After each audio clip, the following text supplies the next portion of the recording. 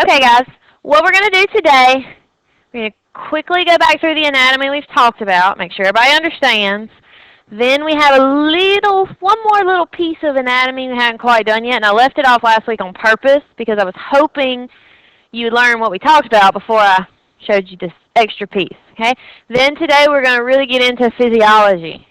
I need you to participate. So when I ask a question, I need you guys to really think and answer me. That's the only way I can judge whether or not you're really understanding what we're talking about. Okay? This is not a chapter you can just memorize. This is something you have to understand. Okay? All right, overall anatomy. The kidneys are paired left and right. Okay, how do you tell them apart? Right one's lower because the liver's in the way. What is the job of the kidney? Filter the blood to produce urine. Once it leaves the kidney, are you doing anything to the urine?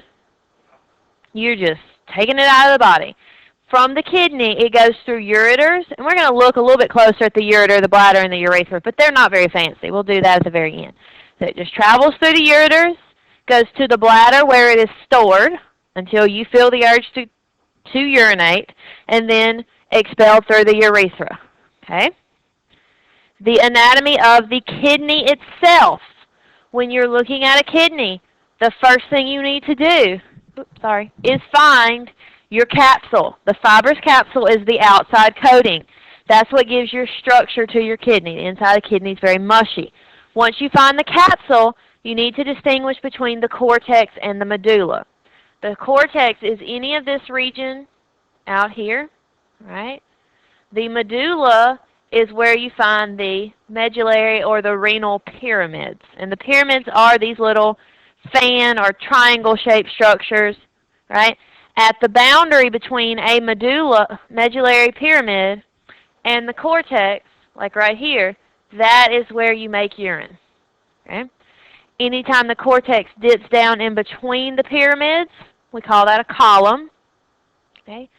Once we make our urine inside of this pyramid in the nephron, the urine drains out through a minor calyx. When two minor calyces hook up, they form a major calyx.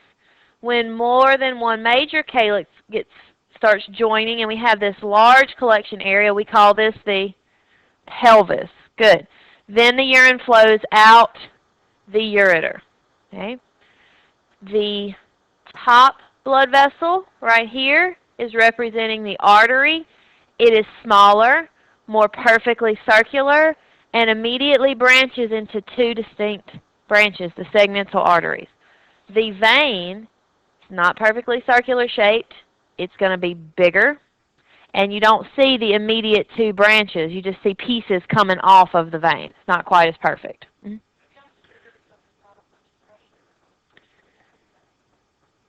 The pressure doesn't really have much to do with the size.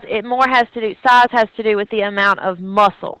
You have more muscle inside of an artery than a vein because the artery is the one that has to constrict in order to build pressure. So I guess in a way it is kind of related to pressure, but it's more the muscle amounts. Okay? So are we clear on the structure of a kidney? This is the macro anatomy. This is something we can see with the naked eye. All right? If we go back through the blood flow, I was nice. I told you need to know the blood flow by the time you got here today, right? But I knew that was a lost cause, all right? But you've got to know this, all right? When we follow the aorta and the renal artery into the kidney, the renal artery branches and gets smaller, becomes segmental. Then segmental branches to become interlobar. Where are the interlobar arteries at on this picture? Coming up in between the pyramids, right? So if you see two pyramids beside each other and you see something coming up in between them, that's interlobar. Interlobar branches to become arcuate. Arcuate arches and wraps around the top of the pyramid. So here's the arcuate branching over the top of a pyramid. What are the little bitty ones out here called? Interlobular or cortical radiate arteries. From there, the blood flows through the afferent arteriole into the glomerulus, which is our first really important capillary. We need to understand how it functions. what happens at the glomerulus? Anything small enough filters out and goes into the nephron, right? And then we're going to pick through it and double check in a little while, make sure we only took the bad stuff out, right? After the glomerulus, the blood keeps going into the efferent arteriole. Everybody understands we're not talking about the flow of urine or filtrate or anything like that, right? We're just talking about how the blood gets into the kidney and how the blood gets back out, okay? After the efferent arteriole, the blood vessels branch to become peritubular capillaries or a vasa recta, which is a type of peritubular capillary. What do we do at these capillaries? Double check, and what does that mean? Reabsorption and secretion. That's where we say, wait, this is good. I don't want this to go out in my urine. Let me put it back in the blood. Or, wait, there's something bad in the blood. Let me throw this into the urine because I really want this to go out of my body. That is where we really get the specifics of what we want to go out, what we want to keep. Okay? From there, the veins then get bigger and go out in the opposite direction of the way the arteries came in. Okay? Where does the nephron interact with this blood flow?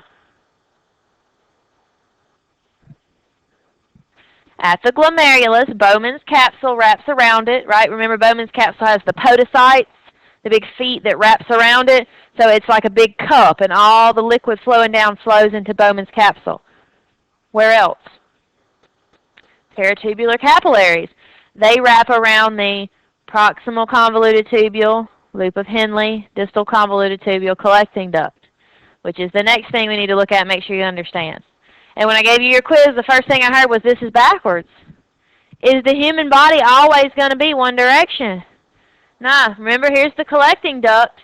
There's going to be another nephron on this side coming into the collecting duct. I purposely gave you one that was opposite, but then I was nice, and I left the arrows on it. All right, but you didn't even need the arrows. How will you orient yourself when you're looking at a nephron? What's the first thing you need to find? Find the Bowman's capsule because that is the beginning, right? And the convoluted tubules are named by whether they're closer to that start of the Bowman's capsule or further away. Okay? So here's Bowman's capsule wrapped around the glomerulus on the inside. What is this structure together called? Renal corpuscle. Oh, that was your question. Okay. So glomerulus is the blood vessels on the inside. Bowman's capsule is the part of the nephron wrapped around it. The whole thing is the renal corpuscle. Okay? All right. From the Bowman's capsule, what is the name of the first part of the nephron? Proximal convoluted tubule. Then we have the loop of Henle. Which one is first? Descending, so we go down first. Then ascending, come up. Then distal convoluted tubule. Then collecting duct. The collecting duct hooked up to the minor calyx, then major calyx, then pelvis, then ureter, then bladder, then urethra, and the urine can leave our body. When the urine is inside of this nephron, what do we call it? Filtrate. Okay. This is the afferent arteriole. Efferent arteriole becomes peritubular capillaries, and then all these capillaries wrap all around here, interacting with the rest of the nephron.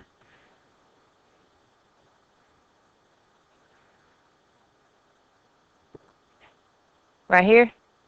Afferent goes in, efferent comes out.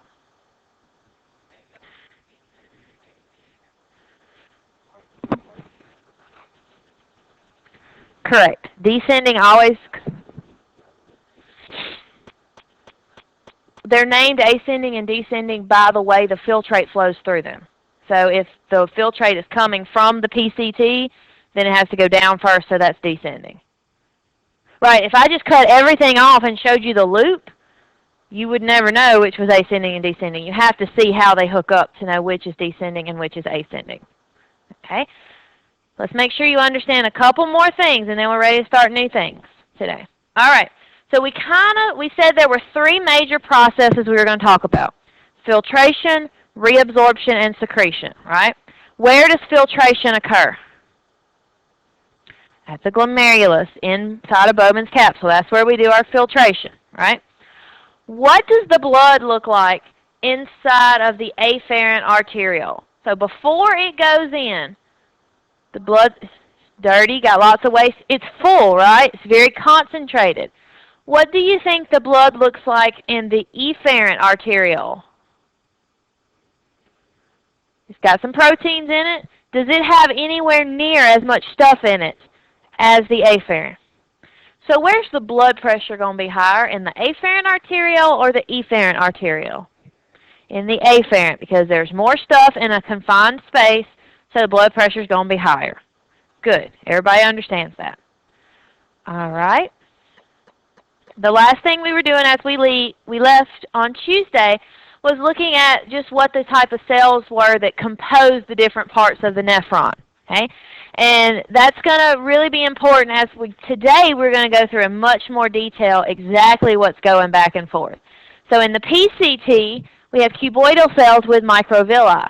So that means we're going to be doing a lot of absorbing. Anytime you see microvilli, that means increased surface area, so we can really absorb a lot. Loop of Henle, each side is different. The descending limb is thin. The ascending limb is thick. That's going to determine what moves which way. Okay? Distal convoluted tubule and collecting duct do much more secretion. And what we're going to see today, the distal convoluted tubule and the collecting duct, that's where our hormones are going to have a big effect. And after we finish today's lecture, you're going to understand the kidneys really don't know what to do if they don't have hormones telling them when to keep stuff and when to get rid of it. That's really going to be our key control. Okay? Distal convoluted tubule and collecting duct at the end. Okay? All right. So, let's look at our capillary beds. We have the glomerulus. We've already said blood pressure is high in that glomerulus because we had all the stuff coming in. As the blood leaves the glomerulus, blood pressure is lower. Let's take that thought a little further. What do the peritubular capillaries look like? Let's make sure we understand where they are. We have efferent arteriole becomes peritubular capillaries. Is the concentration of the blood in the peritubular capillaries more like the efferent or more like the afferent arteriole? More like the efferent. So what does that mean the blood looks like inside of the peritubular capillaries? It's cleaner, but it's also kind of empty. There's not much in it, right? Remember, we don't only take waste out of the glomerulus. We accidentally take some good stuff out too, right? And what are we going to do with the good stuff? Put it back in the blood. We're going to reabsorb it. Okay, do you see where we're going with this? So the peritubular capillaries, that blood doesn't have much in it. A little preview. Where do things naturally like to go? From high pressure to low pressure or low pressure to high pressure? High pressure to low pressure. Okay? If the peritubular capillaries don't have much in them, what's their pressure like? Low. So things are going to naturally flow from the nephron, high, to the low peritubular capillaries. So we're going to be pulling things into this peritubular capillary, getting the good stuff back in. Vasa recta is a type of peritubular capillary that we're going to see is specifically involved in concentrating the urine. What determines whether your urine is concentrated or not? The amount of what in it? Water. If I have dilute urine, do I have more or less water in it? More water in my urine. So am I reabsorbing more water or secreting more water? Secreting more water. Does everybody understand that? If I've got more water in my urine, that means the water's coming out, right? So am I reabsorbing it if it's coming out of my body? No, I'm not putting it in my blood. Okay? Good. You guys are predicting things well. All right, the last piece of anatomy we need to cover so we can go over hormones and how things are working today is something called the juxtaglomerular apparatus. Sounds horrible, but what does juxta mean? If something is juxtaposed, that means it's beside it. Okay, so juxta means close to or next to. If it's close to the glomerulus, what does that mean? It's next to it. That tells you where this apparatus is sitting. So that's going to be helpful if you can kind of look and predict what words mean. You have a juxtaglomerular apparatus to go with every single nephron. Its job is to regulate what the filtrate ion concentration is, mainly salt. So it is constantly sensing what the salt concentration is inside of your filtrate. Okay? Can you understand it when I say if there's too much salt, that means there's not enough water? Right? If there's not enough salt, that means there's a lot of water. So that's how it looks at salt concentration. Okay? It also helps to watch your blood pressure. Why would blood pressure matter in your kidney?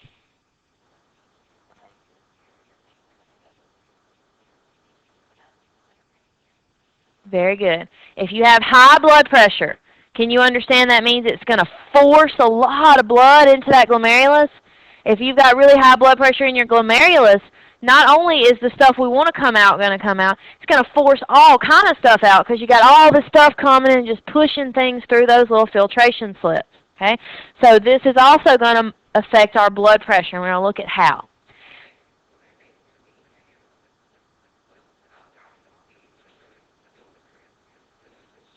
Correct. If your blood pressure is too high, right, absolutely. Okay? The way we can do these two things with the juxtaglomerular apparatus is accomplished because we have two types of cells in the juxtaglomerular apparatus. We have juxtaglomerular cells, these first ones. Their job is to secrete a hormone called renin. And we're going to look very specifically at what renin does for us today. Renin is involved in regulating blood pressure. And we're going to go over specifically how. The other types of cells we have are called the macula densa cells. Their job is to control the density. That's where the word comes from, the density of the filtrate. That means we are controlling how much salt we have in our filtrate. Okay, so that's what we're going to do. This is a picture showing you what it looks like. Okay, so up here we have our nephron. Here's Bowman's capsule, PCT, descending loop of Henle loop, ascending loop of Henle, distal convoluted tubule.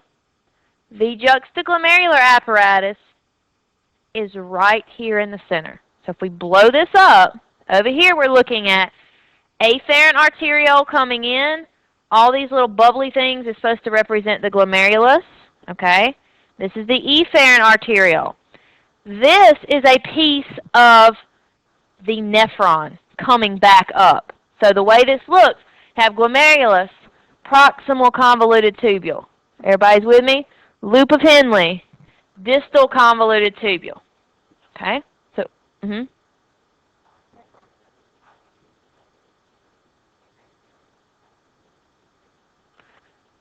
a picture like this, you couldn't tell. You would have to be able to see the blood vessels going into it to tell the difference between afferent and efferent. If I just showed you this little piece, you can't tell the difference. Well, yeah, I mean, on this one, right, you have arrows. But if the arrows weren't there, you wouldn't be able to tell the difference between afferent and efferent. Okay?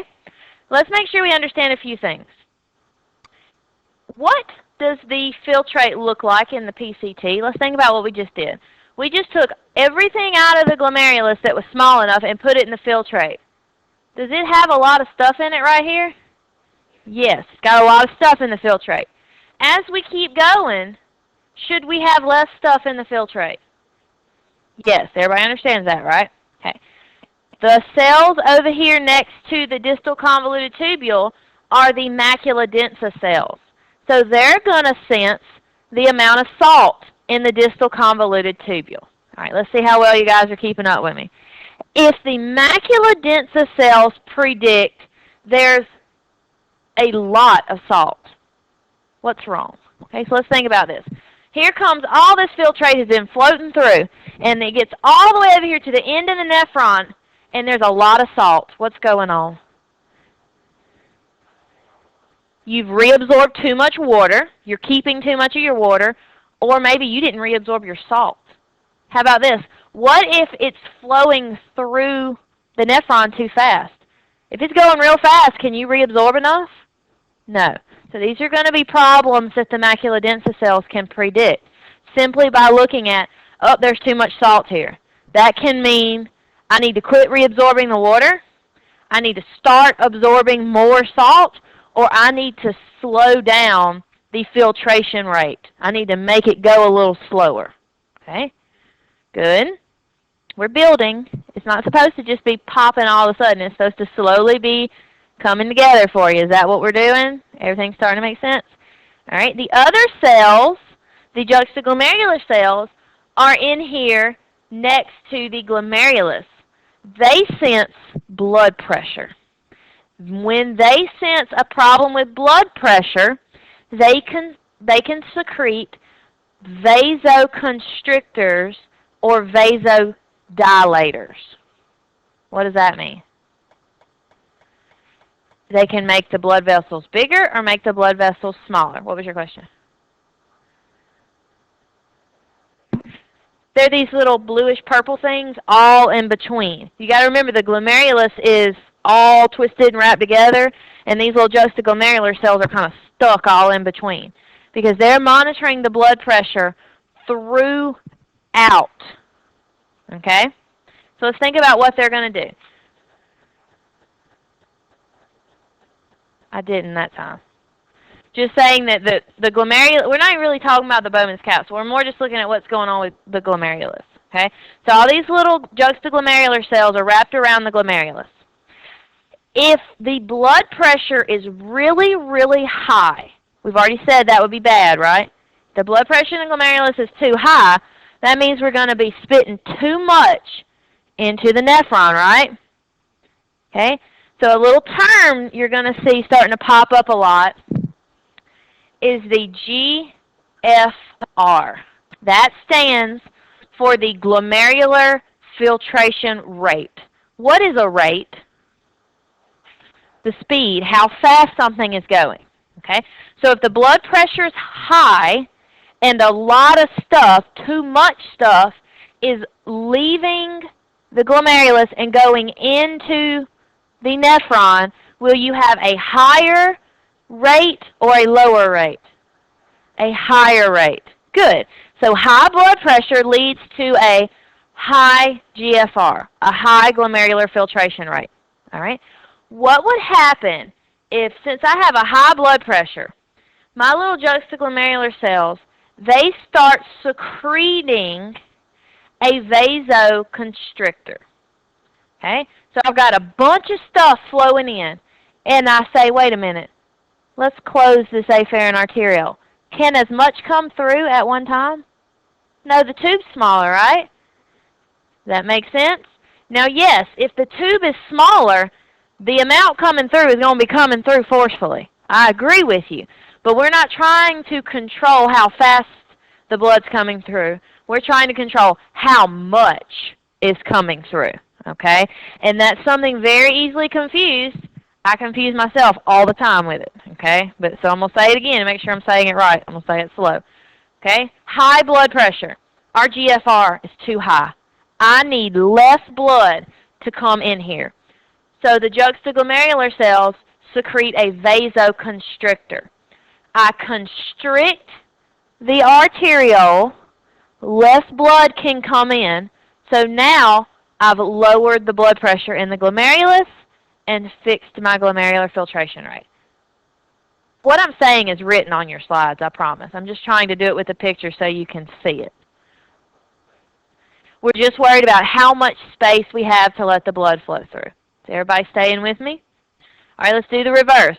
Let's say, man, I've been sweating. I've sweated all this water out of my blood. My blood pressure's low. Believe me, that can happen to you. You can sweat too much that you'll lower your blood pressure. So my blood pressure's low. How will low blood pressure affect the glomerular filtration rate? The rate is too slow, so you're absorbing way too much stuff, right? So these juxtaglomerular cells are going to say the blood pressure's too low.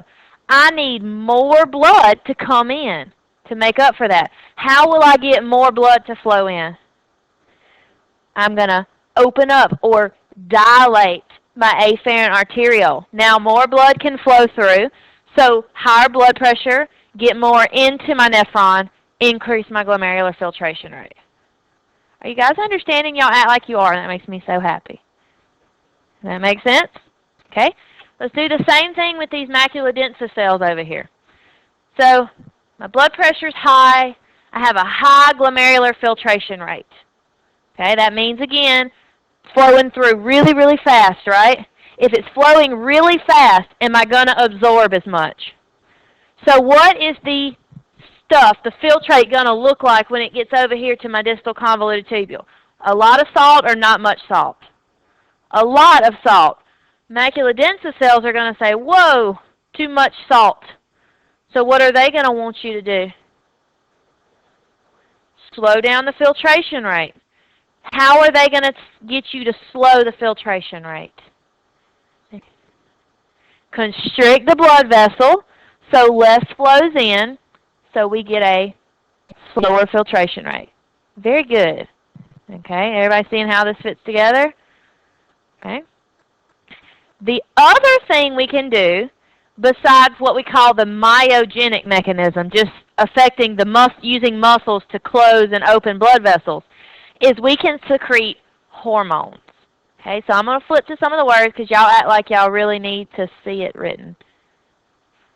Okay, we've been saying all this stuff.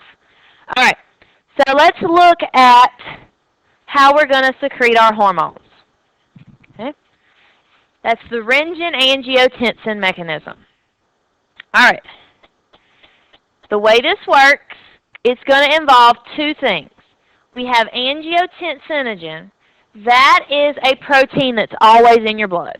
It's just floating around your blood all the time, not doing anything until your juxtaglomerular cells sense something's wrong, the glomerular filtration rate is wrong, and the kidney secretes the renin. When the kidney secretes the renin, that activates angiotensin. Now angiotensin starts working. Okay? Everybody still with me, right? So what does angiotensin do? It does several things. The first thing it does is constrict the arteriolar smooth muscle. It's a fancy way of saying we have constricted the afferent arteriole. And if we constrict it, there's less flowing in. So what's that going to do to our glomerular filtration rate? Bring it down, slow it down. We're letting less salt in, less water in, so we're going to slow the rate down. If we slow the rate down, are we going to absorb more salt and water or less salt and water? I heard both answers. Okay, let's say it again. If we have slowed the glomerular filtration rate, right, it's going slowly through, so can we absorb more or less? More. Think about it this way. If you're standing at a parade and they're throwing you candy, will you catch more if they are going 60 beside you or if they're going 5 as they go through? The slower they go, the more you can get, right? Stupid way of making you remember it, but you'll remember it. Okay, that's my goal. Don't ask that. I'll tell you that after class. Okay, don't worry about that. I should take that off. All right.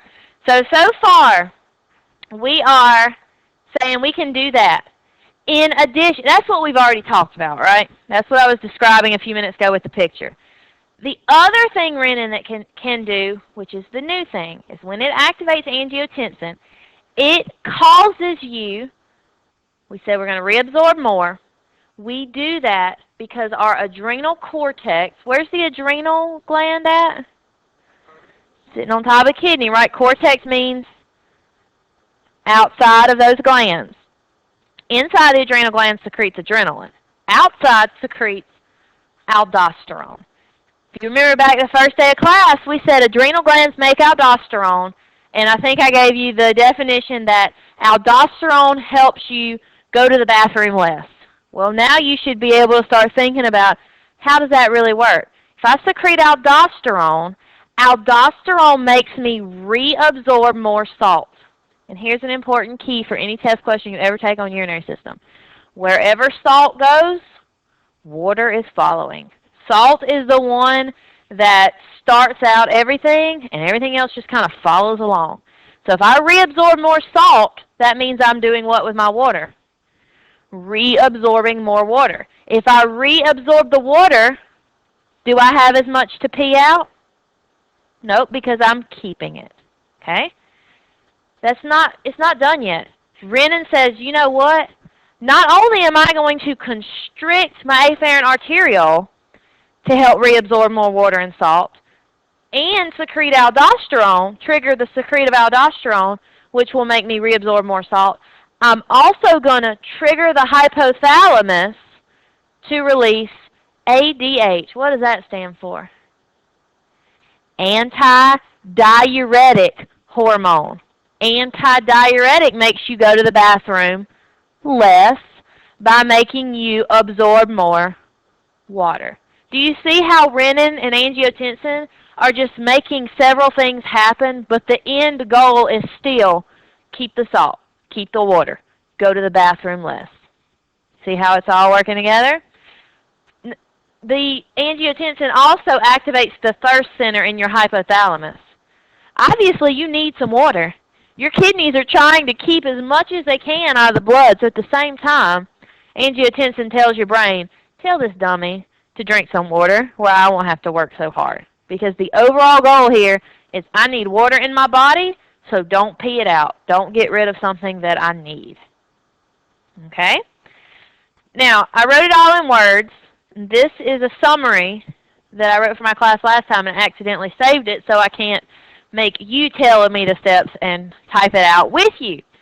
But what I am going to tell you is to really get this, I think we need a nice big picture of how it all works together. And I don't have it for you today because it came from another textbook. I'm going to photocopy it and I'm going to bring it to you in class next time. Okay? A picture that shows you how all this works together. But I'm going to give you the scenario that's in the diagram. Okay? Let's say I've been playing basketball and been really going after it and I've sweated. Right? So if I've sweated, I've lost some water, right? Where does the water come from when you sweat? You ever wondered where all that water was coming from while you were sweating?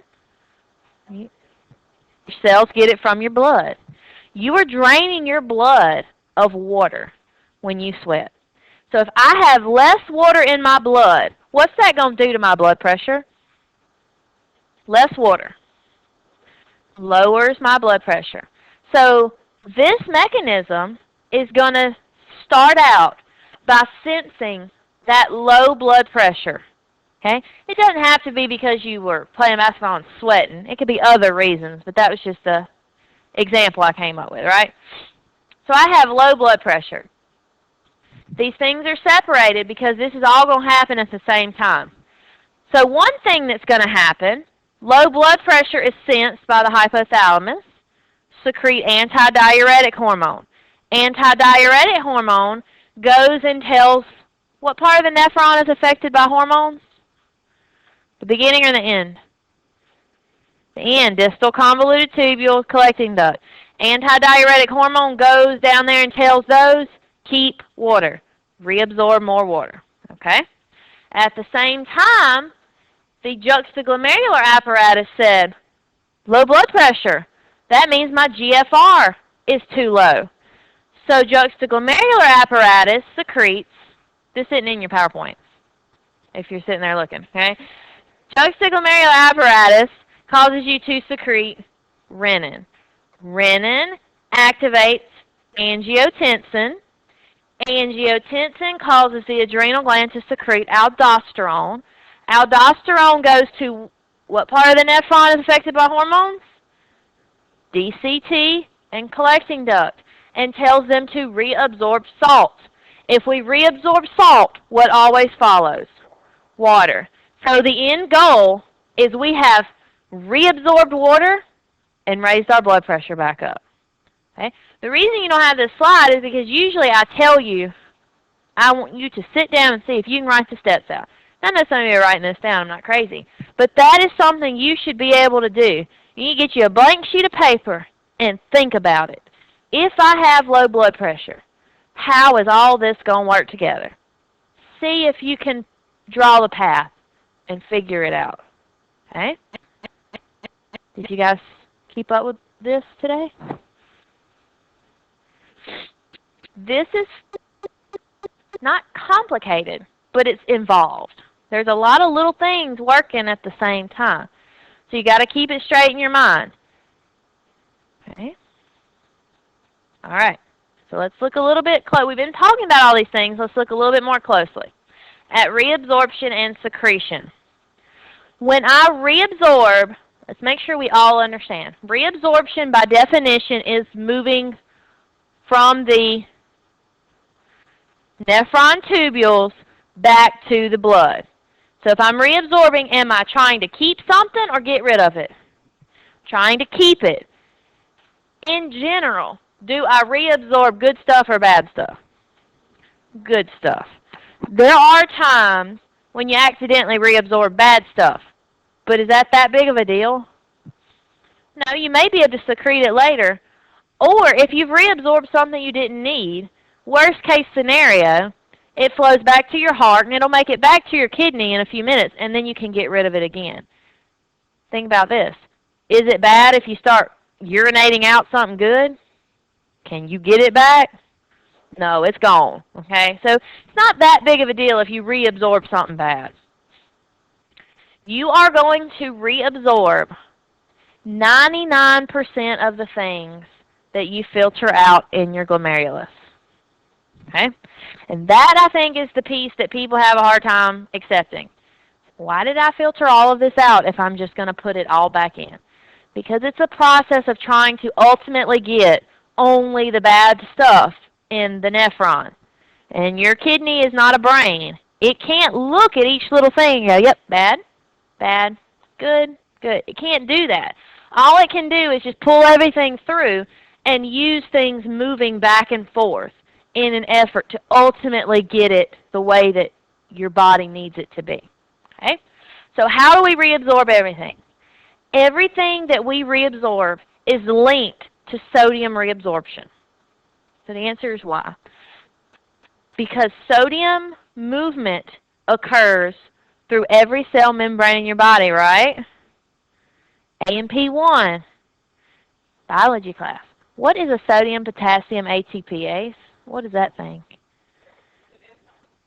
It's a pump that's moving sodium and potassium different directions, right? You have them on every cell in your body. That's how you maintain membrane polarity, so you can do things like muscle contractions. Remember we learned the plus on one side, minus on one side of a cell membrane? It's how you do nerve impulses. So you've got these sodium potassium pumps on every cell already. That means if I'm going to move some sodium, if I'm going to reabsorb some sodium back in the blood, I'm already using energy to move sodium. So I'm just going to link everything else to that sodium movement. So sodium moves by what we call primary active transport. What does active mean? Actually doing it, using energy to do it. Primary means sodium is the first one to go, and everything else is just going to jump on and hitch a ride, because you don't want to use any extra energy than what you have to.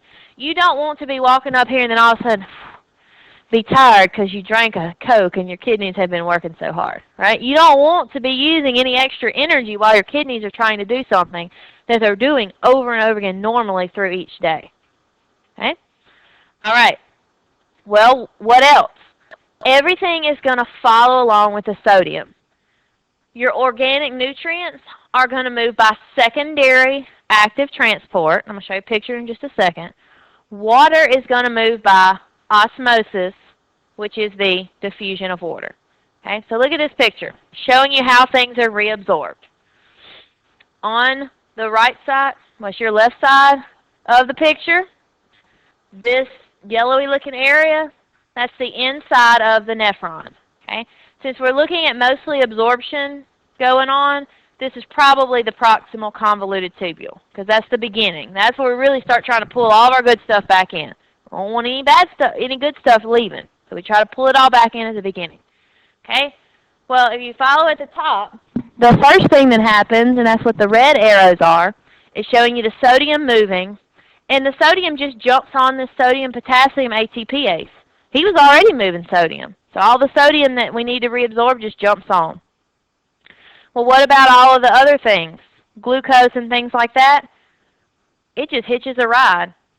So it can actually flow through a transporter protein using the energy from the sodium movement. And it doesn't have to have any energy. That's like explaining, well, I'm going to walk this marathon. Okay, well, I'm going to sit in this wheelchair and you can just push me, right? We both get there and we use the same amount of energy as just one person going by themselves. They do not bind chemically. They just flow through the membrane in a channel that they can only go through if they're both going through at the same time. One of you had a question. You figured it out? Okay, good. I love it when you figure it out. Okay. Whoever sat down and figured all this out, I don't know. I'm glad it wasn't me. All right. Okay, water. See, water is down here by itself, right? Because water just moves by from osmosis, from where is there more water to where is there less water. What did we say the blood pressure looked like in the peritubular capillaries? Low, right? Because we took everything out. Efferent arterial has low blood pressure. Peritubular capillaries have low blood pressure. If blood pressure is low, it's low because we are lacking water, right? So there's obviously going to be more water in the nephron, so it just naturally flows from where there's more to where there's less. Right.